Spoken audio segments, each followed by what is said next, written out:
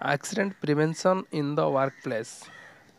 इसमें हम जानने वाले हैं कि वर्क प्लेस में जो एक्सीडेंट हो रहा है उसमें कैसे प्रिवेंट कर सकते हैं उस बारे में। हेलो दोस्तों, स्वागत है आपका मेरे चैनल पे सेफ्टी स्टडी नॉलेज में।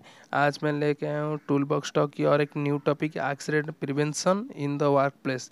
तो दोस्तों, मेरे वीडियो को आप पहली बार देख रहे हो तो लाइक शेयर सब्सक्राइब जरूर करना। और चलिए बात करते हैं आज का वीडियो के बारे में, accident prevention in the workplace. Accidents are unplanned occurrences that result in injury, illness, death, and loss of property and production. While there is no way to completely eliminate accident, there are certainly plan, preparation and action they can be taken to reduce them. इसका मतलब है कि accident जो है ना वो unplanned occurrence है, यानी कि एक्सीडेंट जो है प्लानिंग करके नहीं होता है और एक्सीडेंट में अचानक हो जाता है। एक्सीडेंट की जो रिजल्ट है ना वो इंजरी में हो सकता है, इलनेस में हो सकता है, किसी की जान भी जा सकता है या फिर प्रोडक्शन भी लॉस हो सकता है।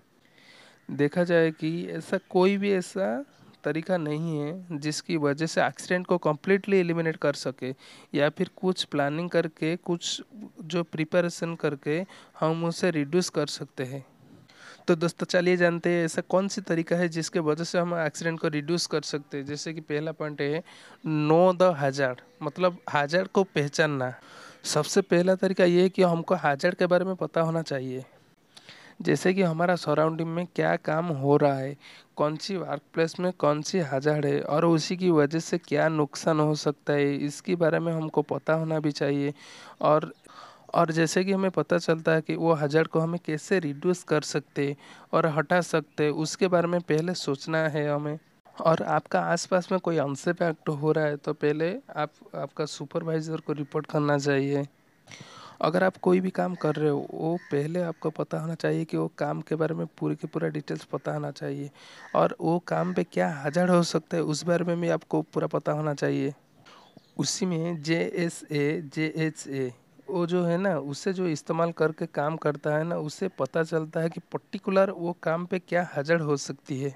Point number 2, create a safe work area. जैसे कि मेंटेन गुड हाउसकीपिंग, मतलब आप जो एरिया में काम कर रहे हो वो एरिया को पहले पूरा प्रॉपरली तरीका से हाउसकीपिंग करना चाहिए।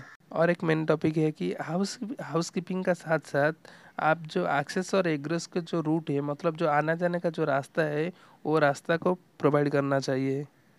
कोई भी व्हीकल को आप चलाने से पहले और चलाने के बाद उसको प्रॉपरली तरीके से इंस्पेक्शन करना चाहिए।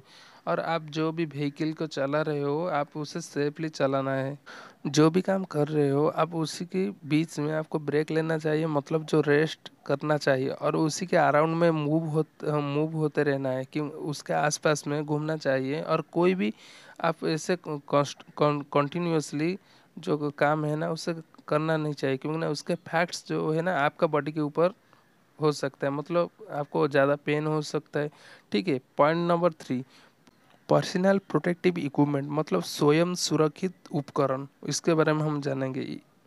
यानी कि आप जो भी काम कर रहे हो वो काम के दौरान आपको पर्सनल प्रोटेक्टिव इक्विपमेंट, मतलब जो पीपीजी होता है ना उसे प्रॉपरली तरीक़ा से यूज़ करना चाहिए। और क्योंकि ना ये जो पीपीजी होता है ना ये हमको इंजरी से सेव करता है। जैसे कि एग्जांपल, हाई नॉइज वाला एरिया में हमें ईयर प्लग का यूज़ करना बहुत ज़रूरत होता है।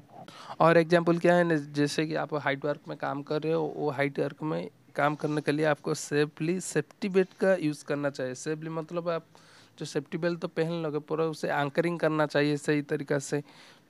और एग्जांपल क्या है कि जैसे कि और नॉर्मल चीज़ से आपको टकराने से बचने के लिए आपको सेफ्टी शू यूज़ करना चाहिए। पॉइंट नंबर 4, रेगुलर कम्युनिकेशन, यानी कि आप जो भी कोई हैजर्ड को दिखते हो ना आप पहले आपको सुपरवाइज़र को इन्फॉर्म करना चाहिए।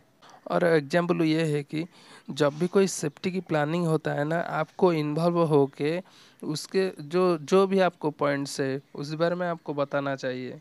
Point number 5, education and training. जो भी एम्प्लॉयज़ है जब भी काम कर रहा है और उसी की जॉब पे कौन सी हैजर्ड इन्वॉल्व है उसी बारे में हमको सेफ्टी ट्रेनिंग देना अनिवार्य है। और point number 6, don't take shortcut. कोई भी एक्सीडेंट तभी होता है जब पर्टिकुलर कोई भी जॉब पे और जॉब को करने के लिए 5 स्टेप्स जो है ना आपको कंप्लीट करने हैं, लेकिन आप सोचते हैं कि ज़्यादा समय इसमें लगेगा, तो आप उसे शॉर्टकट तरीक़ा से अपनाना चाहेंगे।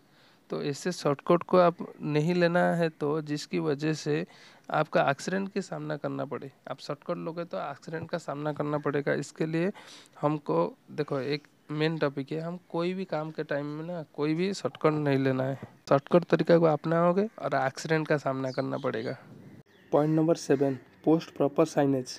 इसका मतलब है कि एम्प्लॉय की जिम्मेदारी ये होता है कि जो भी प्लेस में वो काम चल रहा है वो काम को करते वक्त प्रॉपरली सेफ्टी प्रोसीजर को फॉलो करनी चाहिए और सेफ्टी साइन बोर्ड वो एरिया में लगाना है। जब भी कोई वर्कर वो एरिया में काम करेंगे उसे रिमाइंडर मिल जाता है कि प्रॉपरली सेफ्टी प्रोसीजर में काम चल रहा है और हमें भी प्रॉपरली सेफ्टी तरीक़ा से हम काम करना है।